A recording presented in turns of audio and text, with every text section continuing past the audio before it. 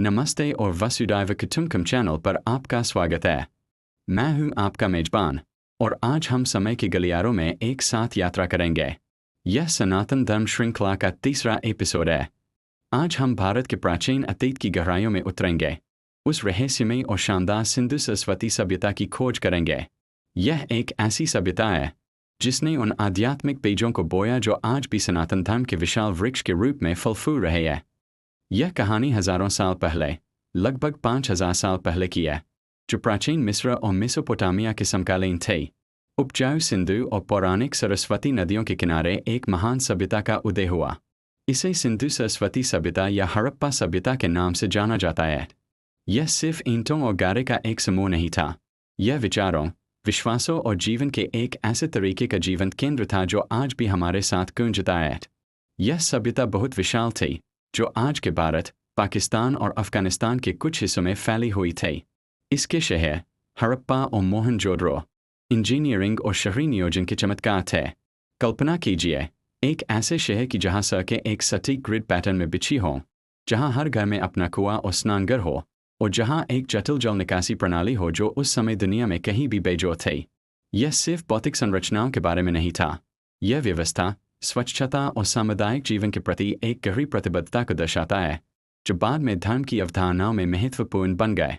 यह सिर्फ उनके शहरों के बारे में नहीं था, बल्कि उन लोगों के बारे में भी था जो वहां रहते थे। पुरातत्वविदों को हजारों मोहरें मिली है, छोटी, खुदी हुई वस्तुएं जिनका उपयोग शायद व्यापार के लिए किया जाता था।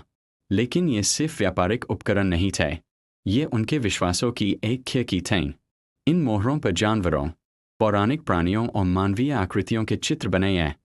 वे हमें एक ऐसी दुनिया की झलक देते हैं जहां प्रकृति और आध्यात्मिकता गहराई से जुड़े हुए थे। बैल, हाथी और गैंडे जैसे जानवरों को अक्सर चित्रित किया जाता है, जो शायद शक्ति, उर्वरता और प्रकृति के प्रति सम्मान का प्रतीक है। ये वही पशु प्रतीक है जो हम बाद में हिंदू धर्म में देखते हैं, जैसे भगवान शिव के वाहन नंदी बैल। यह महज एक संयोग नहीं है, यह एक सांस्कृतिक और आध्यात्मिक धागे की निरंतरता है जो हजारों वर्षों से बुना गया है। इन सभी खोजों में से एक विशेष रूप से सबसे अलग है पशुपति मुहर। यह छोटी सी मुहर एक शक्तिशाली रहस्य रखती है। इस पर एक सींग वाले देवता की आकृति खुदी हुई है, जो योग मुद्रा में बैठी है और जानवरों से घिरी हुई है। कई विद्वान इस आकृति को भगवान शिव के एक आदि रूप या प्रारंभिक रूप के रूप में देखते हैं, जिन्हें पशुपति यानी सभी जानवरों के स्वामी के रूप में जाना जाता है।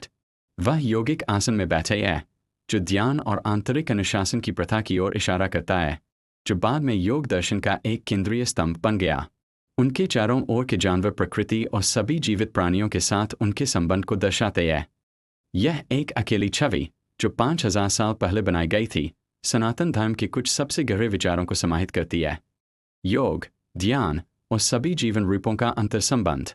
यह एक फुसफुसाहट है जो हमें बताती है कि शिव की पूजा, योग का अभ्यास और प्रकृति के प्रति श्रद्धा की जड़ें हमारे इतिहास में बहुत गहरी है। लेकिन कहानी यहीं खत्म नहीं होती। सिंधु सरस्वती सभ्यता कोई भूली हुई या मृत सभ्यता नहीं है। इसकी आत्मा आज भी जीवित है, सनातन धर्म की परंपराओं में सांस ले रही है। उन प्राचीन शहरों में पूजा की जाने वाली मातृदेवी की टेराकोटा मूर्तियों को देखें। क्या वे हमें हिंदू धर्म में पूजी जाने वाली शक्तिशाली देवियों जैसे दुर्गा और काली की याद नहीं दिलाते? यह स्त्री शक्ति या शक्ति की पूजा तब से भारतीय आध्यात्मिकता का एक केंद्रीय विषय रही है। और फिर अग्नि वेदियाँ है, जो कालीबंगन और लोथल जैसे स्थलों पर पाई गई है। ये वही अग्नि अनुष्ठान है या यज्ञ जो आज भी वैदिक परंपरा का एक महत्वपूर्ण हिस्सा है। आग को एक पवित्र तत्व के रूप में देखा जाता था, एक ऐसा माध्यम जिसके द्वारा इंसान देवताओं से संवाद कर सकते थे।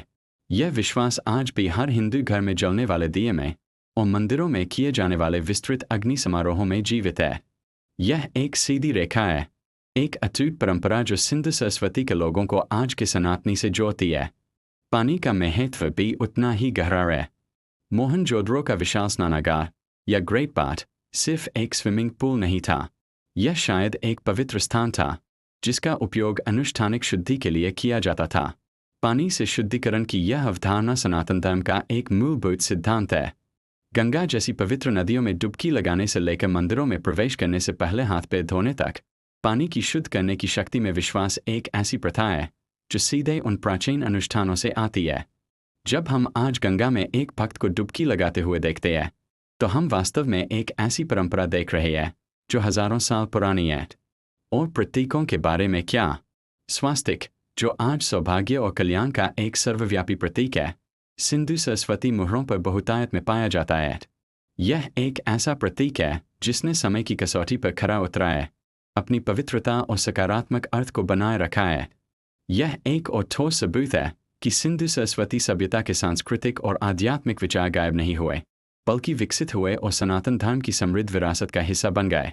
तो सिंधु सरस्वती सभ्यता का क्या हुआ? यह एक रहस्य है जिस पर विद्वान आज भी बहस करते हैं। कुछ लोग जलवायु परिवर्तन को दोष देते हैं, जिससे शक्तिशाली सरस्वती नदी सूख गई।